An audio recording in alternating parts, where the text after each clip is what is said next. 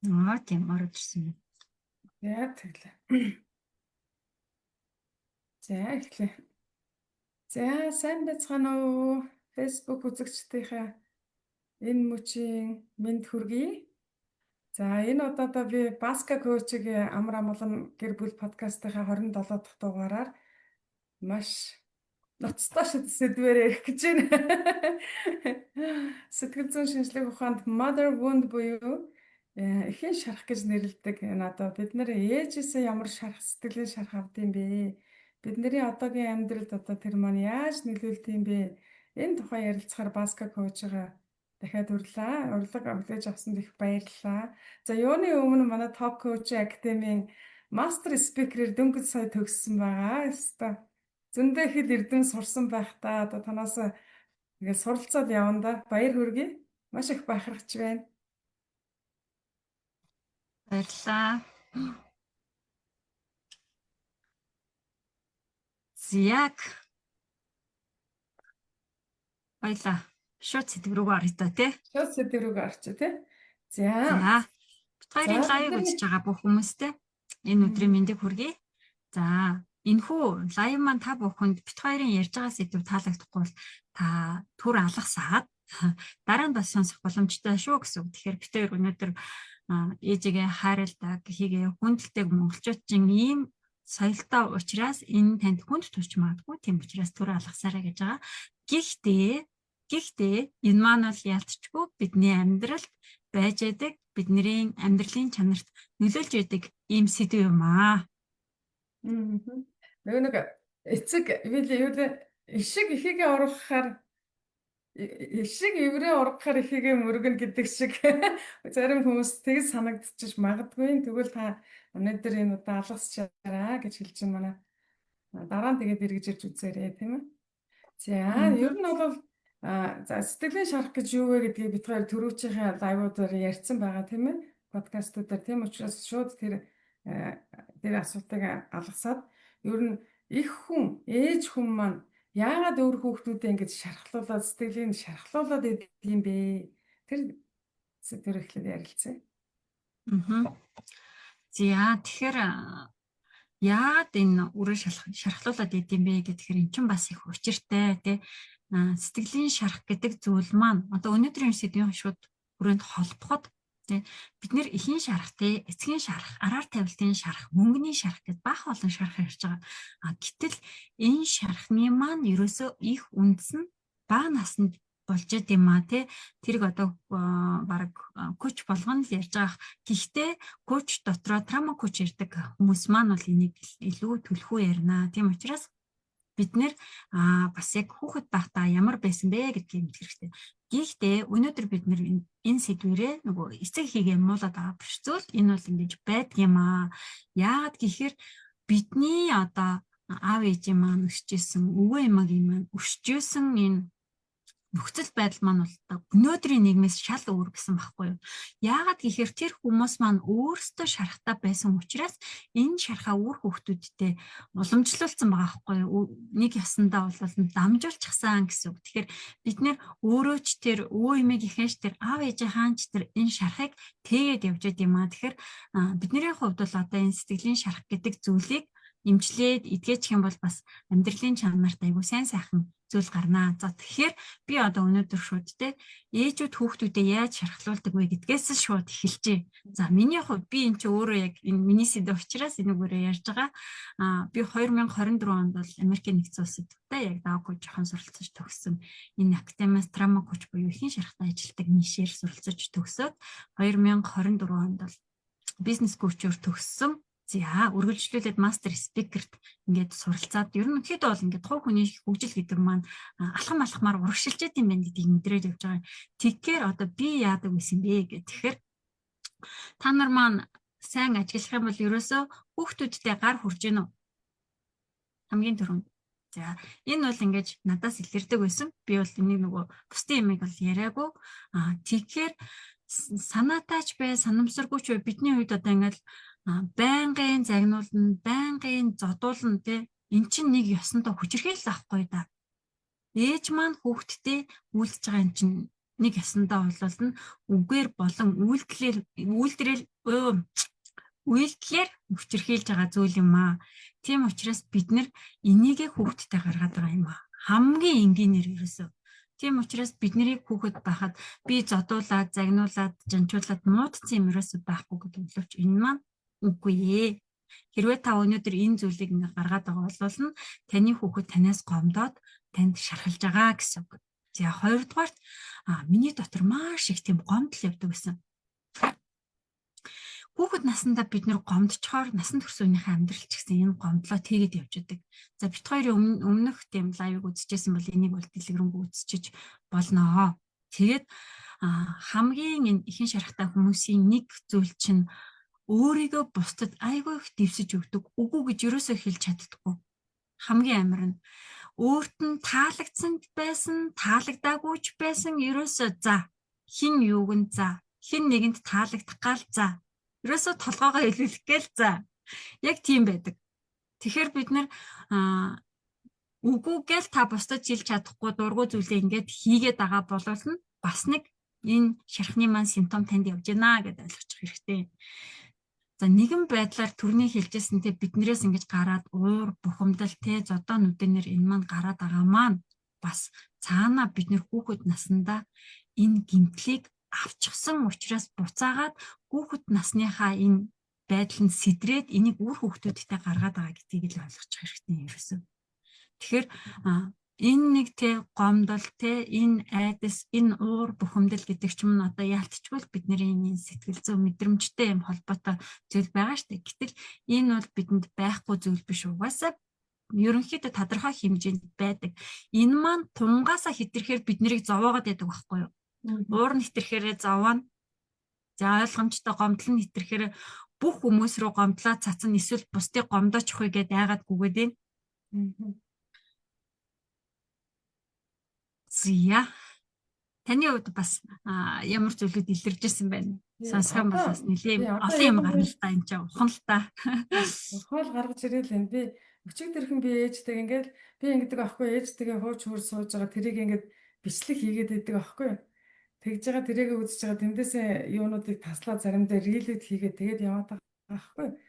Тэгсэн чинь ээжээсээ ингээд ер нь өвлөж авсан тэгээд дамжиж ирсэн шархууд байгаад байна.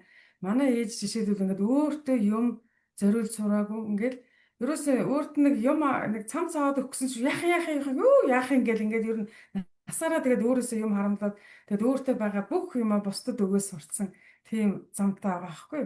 Бүр өөрөө нэг юм хүртэх хэрэггүй, өмсөх, зөөх хэрэггүй гэсэн тийм одоо дав тухамсартай тийм ихтгэл үнэмшил програм болол тэр шарах бол байж л байгаа. Гэтэл ингээд удмаа ингээ харахаар манай ээжийн аав ээж хоёр ч нэг бурхан шиг хүмүүс ийсэн. Тийм манай ээж аав хоёр ч гэсэн үнээр сайхан хүмүүс. Гэтэл бид нар чи ингээ бас тийм шархаа хичнээн сайхан хүмүүс ч гэсэн тийм нэг шарах ингээ ген дамжаад яваад байна. Тэгээд би ээжтэйгээ тэгсэн аахгүй.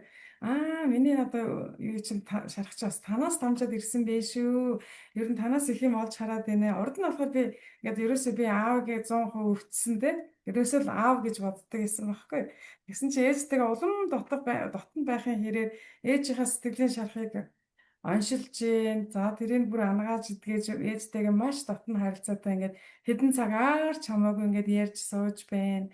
Тэгж байна. Тэгээд энэ бол одоо сэтгэлийн шарах гэдэг маань бидний сэтгэлийн гүнд үлдсэн бүр ингээд нэг айхтар мэдрэмжүүд байгаа байхгүй тий. Тийм тэгэл энэ бүхнээс л одоо нөгөө альва юм чинь эхлэлтэй шүү дээ тий.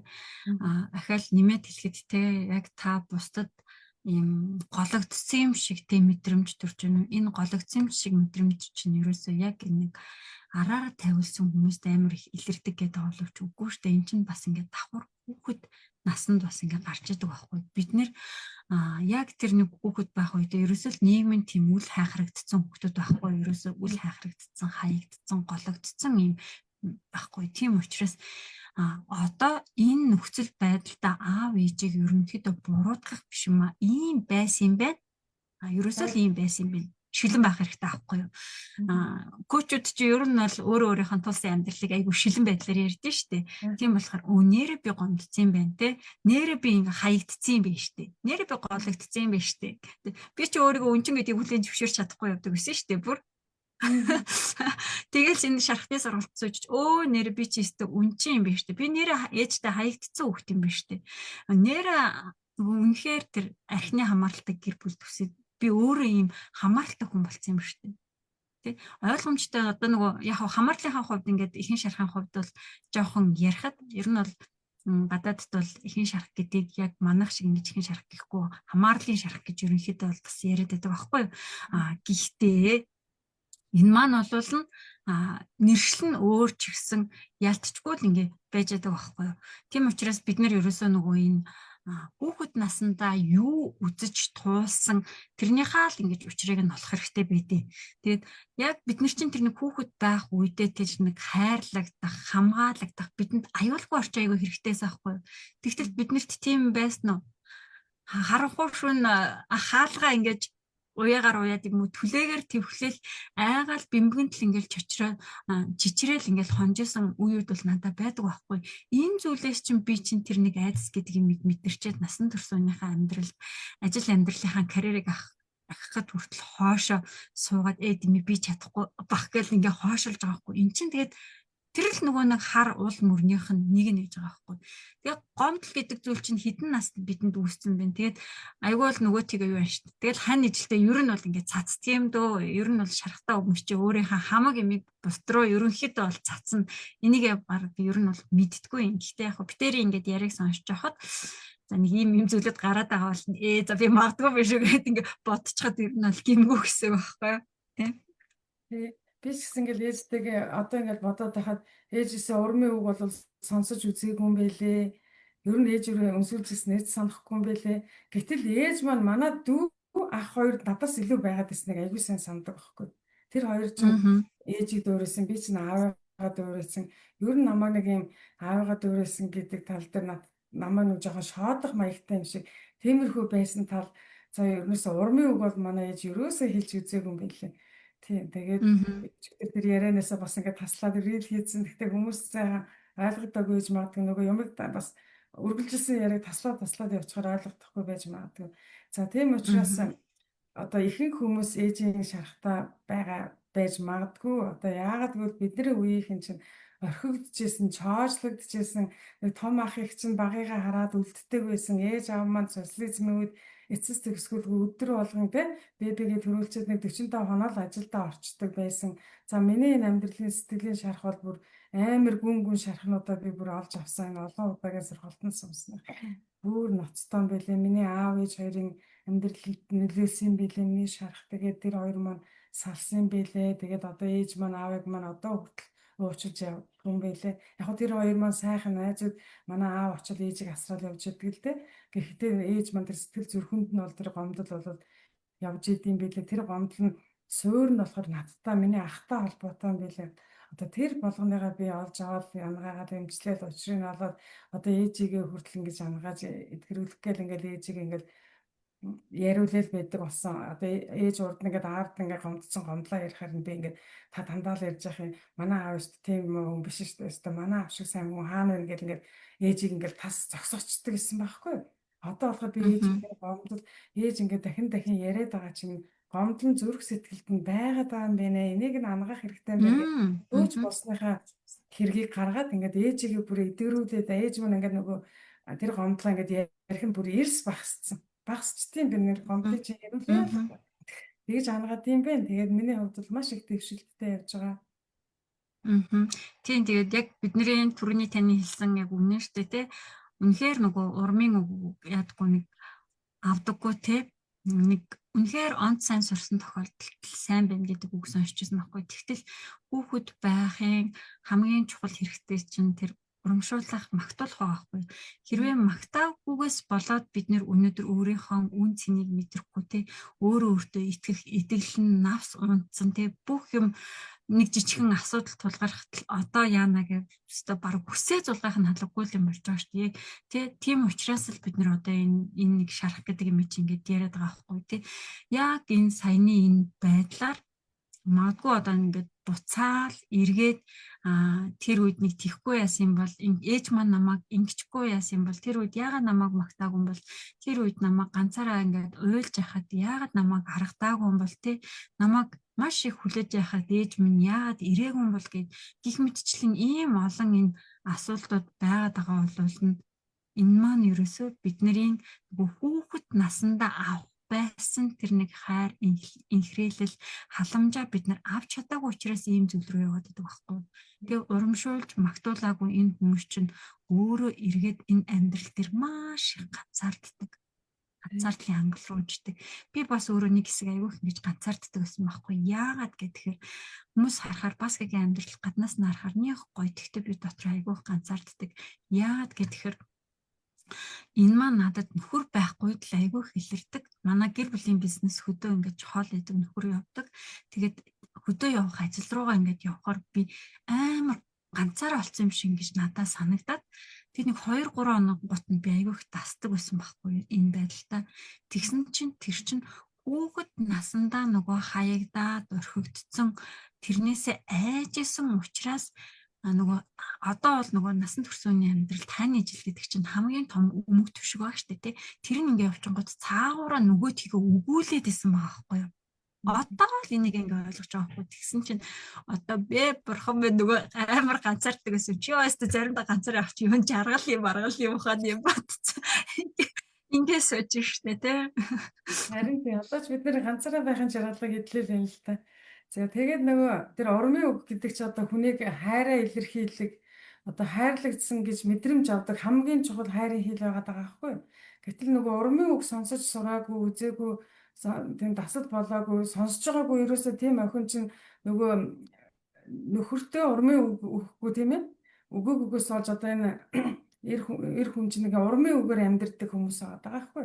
Тэгээд эхнэрээсээ сайхан урмын үг сонсоод тэрүүгээр ингээд энэ хамаг энерги аваад цаашаа урагшлах байдал ганц урмын үг өгөхгүй тэгсэн мөртлөө шөөмжлээд идэг тийм шөөмжлээд ээжсг нь ингээд идэг тийм харьцаанаас болоод одоо нөхрүүд архинд орох тийм тоогдохгүй байгаа тэр мэдрэмжүүд гарахын тулд одоо архинд орохын тэр магадлал маш өндөр юм билээ. Одоо би тэрийг бол гэр бүлийнхээ харилцаанаас сурсан. Ер нь миний гэр бүлийн харилцааг зассан ганц юм чи ерөөсөө урмын үг. Нөхөртөө урмын үг хэлдэг болол эхэлсэн чинь манай нөхөр ингээл ер нь ингээл баг асуудалгүй шахам ингээд болж байна. Тийм учраас за одоо ээжүүд маань сонсож байгаа бол яг одоо энэ мөчөөс хүүхдүүдтэй нөхөртэй урмын үг өөртөө ялангуяа тийм ээ. Урмын сайхан үгээр ингээд чи болсон шүү, бүтээсэн шүү, хичээж байгаа шүү, сайн бий шүү гэд ингээд урмын үгээр сайхан шагнаж байгаараа гэж хэлээ. За таны хувьд болохоор ээжтэй бүр хаягдсан тийм ээ. Ээж нь аав нь салаад та тэр түгээ жоохон ярьч уу? За тэгээ. Мэдээж одоо нөгөө яг хүүхэд байх үедээ л нөгөө үлдсэн мэдрэмж нь одоо надад явж байгаа гэсэн үг шүү дээ тий. Насан туршсан хүмүүсийн амьдрал юу болж яагаад салж ирснийг бол тухайн үед бол энэ архины амарлаас болсон юм байна л гэж би ингэж одоо ингэж ойлгож байгаа байхгүй юу. Тэгээд тэрнээс биш яг тэр үед нь одоо нөгөө яг тэр нэг салалтаар ингээд ороод явж байхад нь энэ үр хүүхдүүд нь ямар амар тийм харамслын, гимшлийн тийм байдал руу явд юм бэ гэдгийг л одоо өөрийнхөө амьдралаар туулж байгаа байхгүй юу. Яг нь насан туршсан хоёр хүмүүс ингээд үнэхээр тэр тогоон дотор багтаж чадахгүй л одоо салах нь ойлгомжтой тий. Гэтэл дундаасаа гарсан хүүхдээ нөгөө хайрлаж халамжлахгүй байна гэдэг чинь тэгэл ерөөсөө энэ хүүхд үнэхээр тэр нөгөө гологдсон, хаягдсан гэдгээ тэгэл мэдээл гутраал яг тэр үедээ надаас л боллоо гэсэн тий. Биднээс л боллоо гэсэн юм хүүхэд чинь тэр үед юу гэж ойлгох нь яг тэр байдлаараа л хүлээж аваад тэгэл явчихдаг байхгүй юу. Тийм учраас яг тэр нэг байдлаар орж исэн юм маань тэгэл одоо эцсийн дүнд гомдлоод би ингээд одоо заримдаа өөрийгөө бодохоор амар инээдтэй санагдаад идэв шүү дээ. Та нар надад тусалсангүй би л энэ нэрийн хамаг ажлыг хийж гэнэ. Тэгтэл энд чинь нөгөө өсвөр насны тийнейжерт байгаа байж байгаа шүү дээ. Би тэгсэн чинь яг өөрөө яг тийнейжерийн үеийн нэг бараг тэрнээс ч бага насны хүүхдээ юм уг нь бол яриад байгаа байхгүй юу.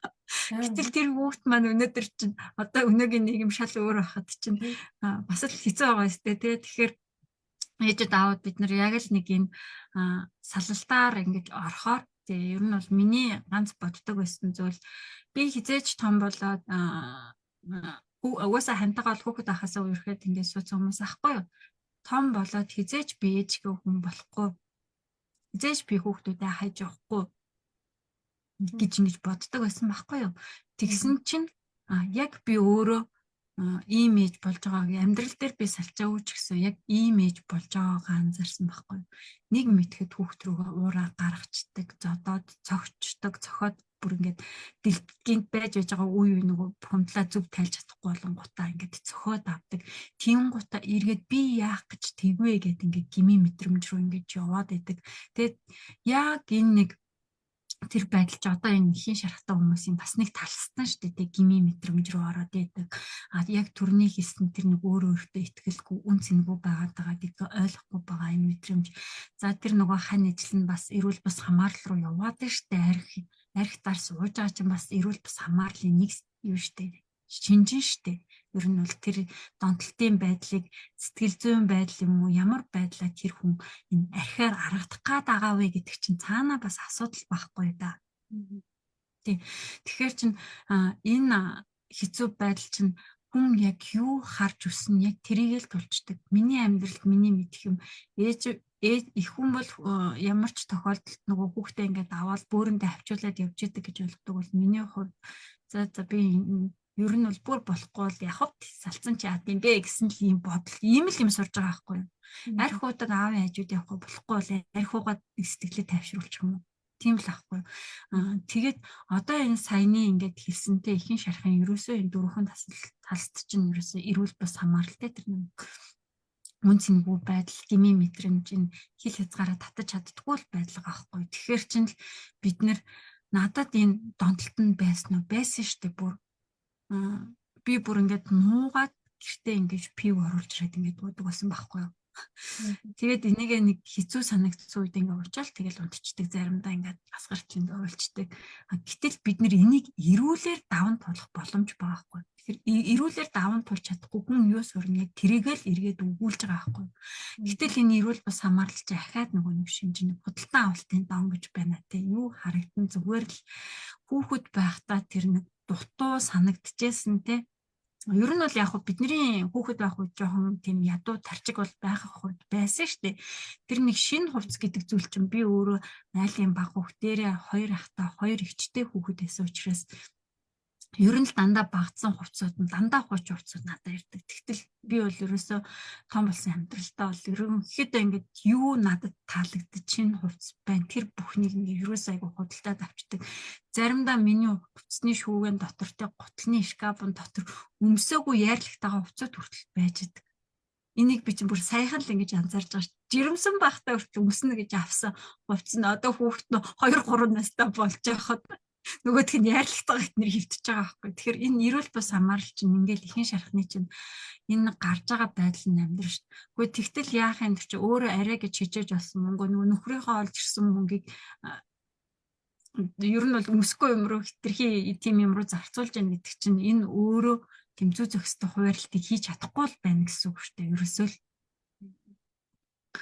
тэгээд энэ салтын ор мөрчин тэгэл нэг иймэрхүү байдлаар ингээд илрэндээ ер нь бол айгүй олон зүйлийг гарна штэ. Тэгээ хүн болгоны амьдрал өөр юм чин те. Ерөөсөө бүх зүйл нь өөр байж байгаа. Тэгээд яг энэ миний одоо яг энэ салтаас үлдсэн хамгийн тэр том зүйл нь ерөөсөө би маш их тийм айдастай, гомдолтой. Тэгээ бусдад нөгөө хүүхэд байхад чинь ихгүй хүүхдийн ээж авахаас үлдсэн ээж авахаас салтаас үлдсэн. Тийм салт ээж бол ингээд тустай авцсан. Би бол ингээд аав дээр өссөн хөх таахгүй. Тэгээд аав чинь арх уугаад явцсан үед хин намайг хамгаалах юм байхгүй. Тэгэл ер нь бол айл оронгоор ингээд дамжаал ингээд амьдарч байхад бол хүнд хэцүү зүйлийг ингээд маш их туулж байгаа байхгүй юу. Гэтэл тэр маань эргээд одоо өнөөдрийнхөө амьдралд хүүхдүүдтэй тийм муухай өөрийнхөө юмыг шууд тулгадаг, шаарддаг байхгүй бид нар чинь. Өгсөн бас чамааг одоо нэрэ өчи чинь хуглаад ингээд санжуулсан байхад чамааг өмөрөөд ирэх юм байгаа юм гэл тэгж яхад тийм зүйлийг би тэр хүмүүсээс сурч байгаа шүү дээ. Тэгэл тэрүүгээр тэр байдлаараа л хүнийг нөгөө тоншдог байдлыг ингээд сурч яах гэсэн үг шүү дээ. Тэгээд ялангуяа би өөрөө сүүлийн үед ийм ихэн шарахтай хүмүүстэй айгүй холбогдоод дээрэс нь өөрийнхөө энэ амьдралыг айгүй шилэн шууд ярьцдаг учраас надтай яг ийм хүмүүс холбогддог. Тэгээд яг үзэж байгаа хүмүүс та нар хүүхдүүдээ ингэж гар хүрчээд идэг бол за энэ бол шарах шүү манайхан шууд. За Энийг тэгвэл одоо тасчулдаг. хүүхдүүдтэй тэгээд уур уцаар шархаа гаргаад идэг бол нөхөртөө та жишээлбэл бас яаж гаргаж ирсэн? Тэгээд бүр харьцангуй намайг бодвол айгүй тайван. Тэгээд тэр хүнээс би айгүй их зүйлийг хүлээгээд идэг гэсэн баахгүй юм. Яагаад гэхээр ээжигээ би айгүй хүлээдэг, намайг ирээд авандаа нэг өдөр ороод ирэндээ ямар сэндээ ихгүй болонгоот нь би аавда худлаа яриад манай хөдөө амьдардаг байсан. Шүд өвдөж гин гээд. Тэгээ уг нь бол өвдөг байхгүй юу? Шүд өвдөд байна гэж уйлсаар агаад ээжтэйгээ уулзах гэж ирээд тэгээд ээжийнхаа байрны гадаа хүлээж зогсоод ажилдаг байсан газрыг нь мэддэг очиж уулзах гад ингэж чадаагүй. Тэгээд өвдөөгөө шүдээ ахуулчаад би хөдөө буцаад аавгадагаа явж исэн. Тэгээд энэ хүлээлт маань насан турш үний амьдралд маань яг хэврээд тэгээд нөгөө нөхөртөө өөрийгөө ингэж ойлгуулж чадахгүй тэг худлаа хүлээгээд идэг. Гэхдээ уг нь бол юу хүч чинь тэрийгээ ингээд хэлчмээр байгаа байхгүй юу? Надад нэг ийм хэцүү зүйл боллоо. Эсвэл нь ингээд баяр ёслол ингээд болж байна. Би одоо ингээд цэцгэн дуртай чи ядаж ингээд надад нэг ганц цэцэг ингээд аваад өгөөч гэд ингээд аам хэлээрээ яриад ойлголцож болох юм дээр чинь байхгүй. Айгүй их тийм хүлээлттэй ерөөсөө. Тэгээд хитрхи хүлээлт тавьчихаар чинь нөгөө хүлээлт нь ингээд унчхаад тэрэндээ уурлаад хүмдад бачимдаад тийм гутаа тэр уур ашиг хүүхдтэй л хамгийн ойрхон нөгөө жижигхэн хүүхдүүдтэй л гаргачаад идэг байхгүй. Тэ одоо намайг хайрласангүй тоосонгүй те анзаарсангүй те тийм гомдол яваад шүү дээ. Тийм чинь тэгэл нэг жоохон охин л тэнд гомдоол түнээл яваад байгаа байхгүй яг үнэндээ болоолно. Тийм тэгээд энэ нэг эхийн шарах гэдэг юм чинь тэгээд яалтчгүй эхийн шарах ярихаар яалтчгүй бага нас руугаа л явдаг. Тэгээд би бол сүүлийн үед бол яг энэ бага насны шарах хангаах эхийн шарах ингэж ангаах дээр л айгу төлхөө явж энэ да. Тэгээд яриад ах юм бол энэ ч бас нэлээд урт юм болно шүү дээ. Тэгээд за та нарынхаа хувьд одоо ахаад нэг нэмж мессеж өгөхөд одоо та өнөөдөр те ээжтэйгээ өвтэйхэн ингээд ярилцаж чаддаггүй те ээжээсээ урмын үг сонсч чаддаггүй ээжтэй тэрвүүлж чаддаггүй те яг хүнд хэцүү асуудал болоход хамгийн танд ойрхон ээжтэй ингэж хуваалцах боломжгүй тэрвэрч чаддаггүй би бол өөрөө хүүхдээ тэрвэрч чаддаггүй юм байсан шүү дээ би тэрийг одоо л суралцаж эхэлж байгаа шүү дээ ерөөсөө хүн өөрөө тэрвүүлж үнсүүлж үзэг учраас хүүхдээ ерөөсөө тэгж чаддаггүй юм билээ. Одоо л энэ байдалд сурч байгаа хүмүүс ингээ гайхаад танаа хүүхдүүд айгүй амархан ерөөсөө айгүй бие даацсан хөөрхөн гэдэг. Тэгээд нөгөө ээж нь өөрөө хайрлагдаж өсөөгүй учраас хайрын хилэн яг л яаж өссөн яг тэрүүгээр л хүүхдээ өсөгдөв. Гэтэл тэр хүүхдүүд чинь надад тэрвүүлмээр, үнсүүлмээр тийм байгаа штеп. Тэ хэрвээ та ингэж ээжтэйгээ ярилцаж ойлголцож те юм чаддаггүй л одоо тэгээд энэ бол номер 1. Гэхдээ энээс ч амар хэцүү ээжүүд бол байдаг. Хүүхдүүдийгээ үнэхээр маш их хамалдаг те хэлэхгүйгээр хилдэг, яргалдаг. Энэ амар муухай сонсогдож байгаа тийм ээжүүд байдаг. Энэ бол одоо бараг эхийн шарахтай хүмүүстэй би өөрөө ажиллаж байгаа учраас миний 10 ажиллаж байгаа хүний 8-9 нь эхийн гүн шарахтай байдаг. Бүр амар хүчирхийлэлт те.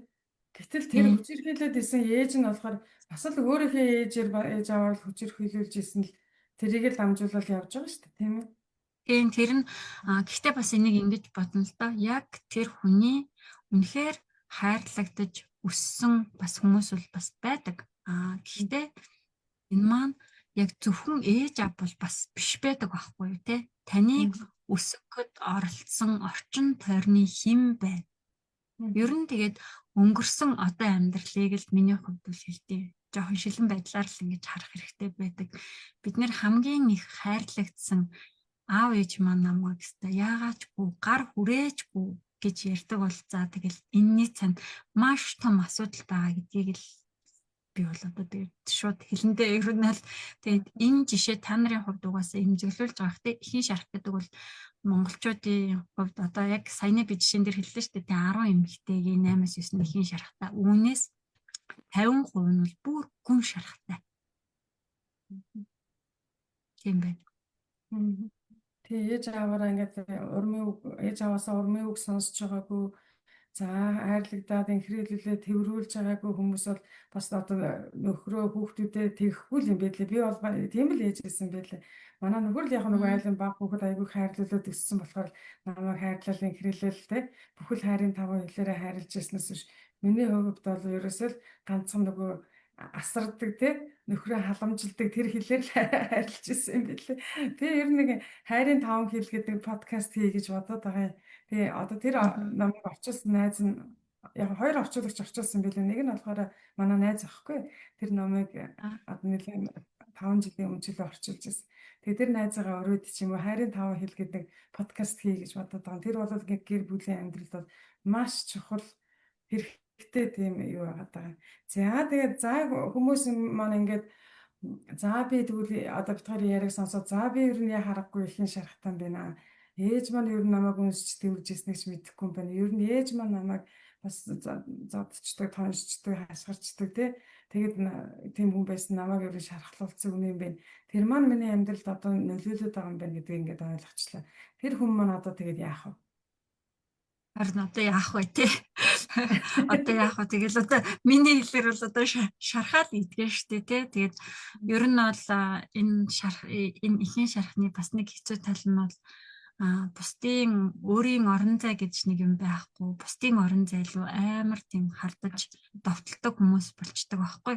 Тэгэхээр бид нэр хэрвээ та бусдын орон зай руу халдаад байгаа бол тий хүүхдээ засчихыг бодоод байгаа бол хань ижлээ засчих юм уу тий ах トゥ хамаатан садна засчмаар санагдаад байгаа бол хамгийн засах боломжтой хүн та өөрөө л байдаг.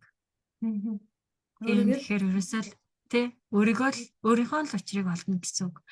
Би чинь бас өөрөө тийм байсан шүү дээ. Нөгөө хүүхдтэйгээ таарахгүй болонгот хүүхдээ нэг сургалтанд суулгачиг гэж хайж байгаа дотоод хүүхдээ идэгрэл болсон. Тэгсэн чинь хүүхд нь биш өөрөө өмөж хэвээр болоод тэгээд миний коуч болох зам чинь ингээд дотоод хүүхдийн шарханд суугаа явцаа. Одоо тэгээ би өөрөө дотоод хүүхдийн идэгрэл гэдэг нэг миний хамгийн том ийм хөтөлбөр байдаг. Энийг хийгээ явдсан шүү дээ. За тэгээд үзэгчд маань энэ өөрөө ихийн шархтан байна гэдгээ онцлоод өөрийгөө мэдсэн бол одоо коуч нараас зөвлөгөө авч болж байна. Бид нар бол яг таны туулаад явж байгааг одоо урданд туулж исэн тийм хүмүүс тэр бодол мэдрэмж одоо шаттараа бүгдээр ингээд нь яваад гараад ирсэн хүмүүс байж байгаа тийм. Одоо туршлагатай тэгээд бид нараас хуваараа зөвлөгөө авч болно. Бас бидний сургалтанд авч ирж болно. Манай топ коуч актив бол одоо ингээд 50-д шижгэнсэн коучстэй шижгэнүүлж өгч шүү дээ. Өөр зөндөө олон коуч нар байгаа. Сэтгэл зүйчэд очиж болно тийм. Эсвэл ерөөсөө зарим хүмүүс бол ерөөсөө ингээд бясалгал хийгээд өөрийгөө ангаагаад явж идэг ч бас хүмүүс байдаг. Бясалгал бол супер яг зөв утгаар нь хийх юм бол говьлохгүй тийм. Үнэхээр супер тийм байдаг байгаа шүү. Тэгээд тэгээ баска коуч маань одоо ямар зөндөө за хоёр ниш тийм. Ямар хоёр ниш үү? Ихийн шарах трама коуч. Тэгээд нэг бизнес коучор суралцсан. Бизнес коуч суралцсан. Дээрээс нь сая спикер болсон юм. Үнэхээр супер. Одоо баг сурах юм байхгүй байгаа зү. Хүн тэгээд настай очтоо суралцаад явах юм байдаг да. Манай багш бол одоо AI руу орчлоо шүү дээ. Багшаа дагаад тэгээд бүгдээр үнэхээр гайхалтай. Одоо тэгээ AI сурд юм уу? AI сурн дараа тэгээд AI коуч болох юм билээ те. Тэгээд бид нар ч одоо ингээл насан туршдаа суралцж штэ те. Тэгээд энэ хүү подкастыг үзэж байгаа та нартай те хэлэхэд энэ шарах гэдэг зүйлийг эдгэх болохоор ингээд хүүхд дээрээч тэр хань ижил дээрээч тэр ингээ алдаа гаргаад дэмжиж штэ те. Тийм учраас та нар маань миний хувьд энийг хүлээн зөвшөөрнө гэдэг бас айгүй хэцүү байсан юм аа. Тэгээд ингээ ярихаар ямар сонин тэнэг юм ярьдаг хүн байл гэж бодогдож магадгүй. Тэгэхээр тэр бол угаасаа зүгээр ингээ ойлгомжтой шүү. Би өөрийгөө зөвхөн Facebook-аас тэр багшийн ихийн шарах гэдэг подкастыг болж сонсоод ихийн шарахыг эдгэх юм бэ ингээл дотоод хүүхдийн эдгэрэл рүү орсон байхгүй. Гэтэл би энд ороод би өөрөө амар олон тийм комплекс травматайгаа ингэж ойлгосон байхгүй. Тэгээ юу гэжтэй миний хамгийн хайртай байсан аав намайг шархлуулна гэж юу байсан те. Миний хамгийн үнэхээр хүндэлдэг байсан хүмүүс маань надад шарах өгнө гэж юу ийсэн гэл ингээл эхэлжсэн боловч энэ бүхнийг би өөрөө тэр үед хүлээн зөвшөөрч чаддгүй юм байлаа хүмүүс. Тийм учраас энэ хүлээн зөвшөөрлөлт гэдэг бол айгүй багаар явагддаг. Тэгээд шарах эдгэн гэдэг чинь битээр энд зүгээр нэг шархаа эдгээсэн хүмүүс энийгээ танаагаад ямар ингээд сууж байгаа юм шиг ингээд харагдаж байгаа боловч цаана асар их тийм гүнзгий хөтөлбөрөөр ингэж явагдаж энэ бол ингэж эдгээгддэг. Тэ энэ бол зөвхөн жижигхэн наан нь илэрч байгаа жижигхэн л юм жишээнүүд юм шүү. Тийм учраас та нар маань бас энэ амьдралын асуудал тэ бидний хэлдгээр энэ зовлон бэрхшээл үүлийн үр гэж та нар маань ойлгож өнөөдөр гандаж гундаж тэ гутарч зовж шантарч тэ өвдөг шороодож ингэж амьдарч байгаа бол эхлээд энэ хамгийн энэ юмны чинь их үндэс нь бидний энэ хүүхэд наснд болж идэг юм аа. Тийм учраас энэ хүүхэд насндаа очиод хэдэн наснд та айгаад гомдцیں тэ мигдцیں энэ бүх асуудлыг чинь учир шалтгааныг олоод засаад эдгээчтэй юм аа. Тийм учраас би бүх хүмүүстэй ерөнхийдөө бол бүх хүмүүсийн шарахыг надад бол би эдгээчмээр ингэж санагддаг. Гэхдээ шарах эдгэн гэхээр хин нэг биш та өөрөөсөө л эхлэх юм боломжтой. Хүн өөрөө хүсчээж л ер нь бол эдгэрдэг юм да. Тэгээд хамгийн амар найгуу жоохон хэцүү шттэ тий. Өөрөө өөрийнхөө жаргах боломжийг хаадаг, сайхан амьдрах боломжийг хаадаг. Юмны цаана энэ л нүүдчихэд. Тэгээ өнөөдөр юм үнэн боловч гашуун яриа бит хоёр ингэж өрнүүлж байгаа. Тэгээд эцсийн дүнд бол би өөрөө ингэж шархаа эдгээснээр би бол ээжтэй асар их гомдож явдаг хүн байсан байхгүй юу. Наана харагдаж за ээжтэй ингээл нэг таалагдчих юмсан гэж гүйдэг байсан боловч цаад үнэндээ би үнэхээр их амар гомдолт хийсэн гомддог ийм хүн байсан. Тэгээ би өнөөдөр өөрөө миний ээж намайг төрүүлсэн л зүгээр айгүй аз жарсан юм да ерөөсөн. Ээжтэй үнэхээр талархахгүй байхын аргагүй. Хүний шарах эдгэрхээр өөрөө өөрийнхөө учрыг болохоор ихийгээ эцгийгээ айгүй хүндэлдэг, хайрладаг болчдөг. Би яг үүндээ жинхнээсээ ээжигээ аавыгаа тийм хайрлаж исэн үе хизээ юм блэ гэж би ингэж боддог байсан. Гэхдээ би бол одоо бол өөрөө маш их юм эдгэрлийг туулсан учраас